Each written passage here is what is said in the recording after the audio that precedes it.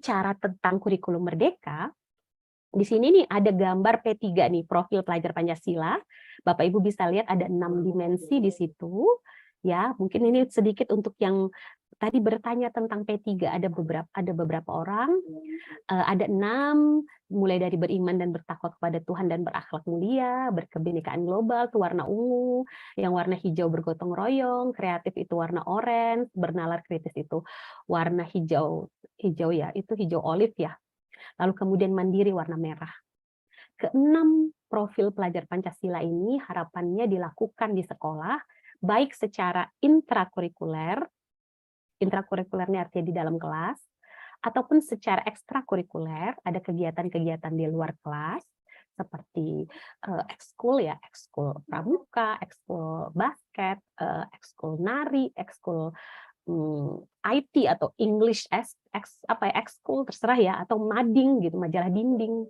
Nah itu juga perlu ada ya profil pelajar Pancasila. Di 6 dimensi ini perlu terasa dan diasah di situ. Jadi simple aja, Bu Ega ini kan bingung tentang P3. Saya kasih tips simple. Simpelnya, apapun yang Bapak Ibu lakukan di sekolah besok, apa dimensinya? Oh, saya lagi ngajak anak-anak untuk mengut sampah. Apa itu mengut sampah? Gotong royong. Beriman kepada Tuhan, Bu Ega. Udah pakai P3 saya. Nggak pungut sampah, Bu Ega. Saya minta murid-murid itu menyalam guru sebelum masuk ke kelas. Apa itu nyalam guru? Ya berakhlak mulia. Lalu kemudian juga dia ya mandiri, tentu mandiri untuk melakukan itu. Atau ketika misalnya melakukan pekerjaan di lab, di laboratorium, apa yang sedang dilakukan di situ? Coba pikir, oh ini saya mau melatih bernalar kritis, Bu Ega. Saya mau melatih karena ini pakai kelompok, saya ingin melatih gotong royong. Jadi simple Bapak Ibu, P3 ini simple profil pelajar Pancasila, yang penting dalam melakukan apapun Bapak Ibu melihat apa nih yang connect gitu aja. Oke. Untuk ekskul juga, dan juga untuk yang terakhir adalah project P5 ya, project penguatan profil pelajar Pancasila itu juga perlu ada. Nah, malam ini kita fokus pada intrakurikuler, pembelajaran di dalam kelas. Nanti tentang modul project, insya Allah nanti ada sesi lagi ya, karena kita padat nih materinya. Oke, yang pertama kalau untuk intrakurikuler seperti yang disampaikan tadi adalah CP. Kita harus tahu CP. Yang kedua TP, tujuan pembelajaran. Yang ketiga ATP, alur tujuan pembelajaran. Dan yang keempat adalah rencana pembelajaran, dalam hal ini disebut modul ajar.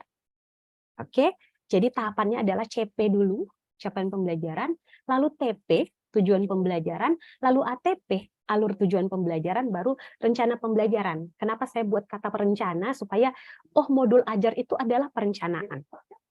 Oke, nah Bapak Ibu, capaian pembelajaran itu ditetapkan oleh Kementerian Pendidikan. Di mana dapatnya? Di PMM. Memang ada satu file tentang capaian pembelajaran, tapi itu ada 1.500 lembar dan Bapak Ibu akan sulit menemukannya. Tapi kalau Bapak Ibu masuk ke PMM, cari capaian pembelajaran, Bapak Ibu bisa menemukan capaian pembelajaran. Tadi ada pertanyaan dari mana itu? Capaian pembelajaran ditetapkan oleh kementerian. Tujuan pembelajaran, Bu Ega? Tujuan pembelajaran yang menentukan adalah guru. Sekali lagi, tujuan pembelajaran adalah menentukan guru. Bagaimana guru menentukan tujuan pembelajaran? Saya menggunakan tips yang simpel adalah capaian pembelajaran dikawinkan dengan asesmen awal murid. Capaian pembelajarannya misalnya murid, ini contoh ya, karena ada begitu banyak capaian pembelajaran.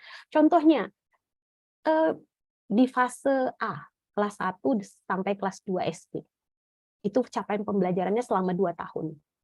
Jadi guru menentukan, oh di kelas 1 capaian pembelajarannya adalah murid harus memahami nih penjumlahan atau menyelesaikan persoalan penjumlahan yang hasil akhirnya adalah 20. Ternyata kita ketemu dengan murid-murid yang masih bingung nih. Mereka masih bingung penjumlahan yang hasilnya 20. Tapi penjumlahan hasil 1 sampai 10 mereka ngerti. 7 tambah 3 tuh ada di sini nih, di tangan kita ya. Tapi kalau 20 tuh kan mereka harus lebih berpikir lebih abstrak. Sehingga akhirnya Bapak Ibu memutuskan, oh untuk di semester 1 kelas 1 saya tidak sampai 20 deh, saya sampai 10 dulu. Nanti di akhir semester 2 kelas 2 baru saya akan targetkan hingga 20. Jadi tujuan pembelajaran itu milik guru, guru yang buat. Tapi merupakan perkawinan CP dengan asesmen awal murid. Oke, namun perhatikan ya, di akhir fase CP harus selesai. Misalnya tadi CP fase A, murid menyelesaikan persoalan hingga 20 atau hingga 50, penjumlahan hingga 50, itu berarti di akhir kelas 2, di fase A akhir, itu perlu selesai tuntas. Namun untuk di kelas 1, di semester 1, mungkin guru berpikir, oh ini 5 dulu, sampai 10 dulu. Gitu. Nah, ATP apa? ATP itu adalah tujuan pembelajaran yang dibikin alurnya. Tujuan pembelajaran dibikin alurnya. Jadi ATP itu ibarat, ini contoh ya, dari Jakarta, atau kayak lagu ya, dari apa tuh Mbak Rere, ke Gondang Dia. Dari Cikini ke Gondang Dia. Ini contoh ya, biar kita nggak terlalu serius nih, tapi kita tetap belajar ya. Tahu ya lagu viral itu. Dari Cikini ke Gondang Dia. Nah, Cikini itu adalah asesmen awal murid nih. Gondang Dia itu adalah capaian pembelajarannya. Nah, apa itu TP? TP itu adalah pos-pos dari Cikini ke Gondang Dia itu pasti ada daerah A, daerah B, daerah C, daerah D.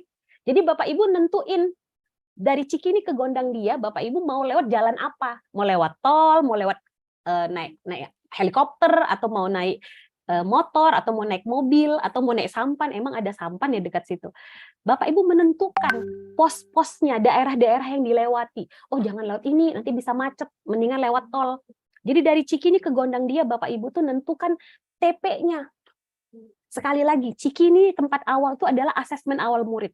Murid ada di sini, belum bisa baca, belum bisa hitung kalau di SD misalnya. Lalu capaian pembelajarannya apa? Lihat nanti di PMM, bisa hitung, bisa baca. Lalu bagaimana cara menuju ke sana? Itulah tujuan pembelajarannya. Daerah apa yang di antara Cikini dan Gondang Dia. Lalu ATP-nya apa? ATP-nya itu tadi, Bapak Ibu menentukan alurnya. Mau lewat tol atau lewat jalan tikus. Mau belok, mau lewat timur atau lewat barat. Pasti ada jalur tuh ya, dari Cikini ke Gondang Dia. Pasti ada jalur timur, mungkin jalur barat. Saya kurang tahu. Intinya ada alur. Itu dulu yang perlu kita pahami terkait ATP. Contohnya Bu Ega, itu kan Cikini ke Gondang Dia. Contoh yang real kalau dalam kelas nih. Ya, contohnya Bapak Ibu bisa misalnya begini. Bu Ega, ini ada pelajaran matematika tentang bangun datar.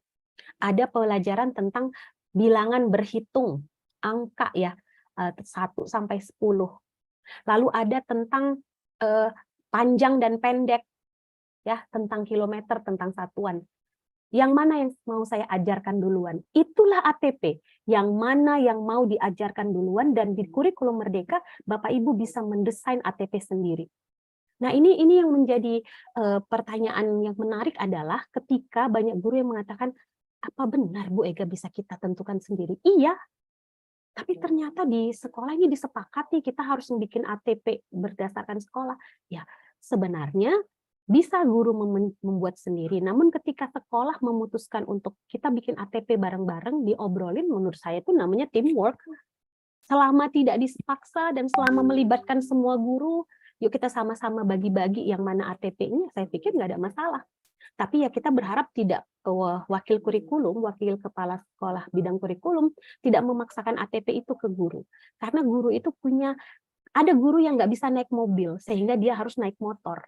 Ada guru yang nggak punya helikopter, sehingga dia harus naik motor gitu. Tapi ada guru yang bisa naik helikopter.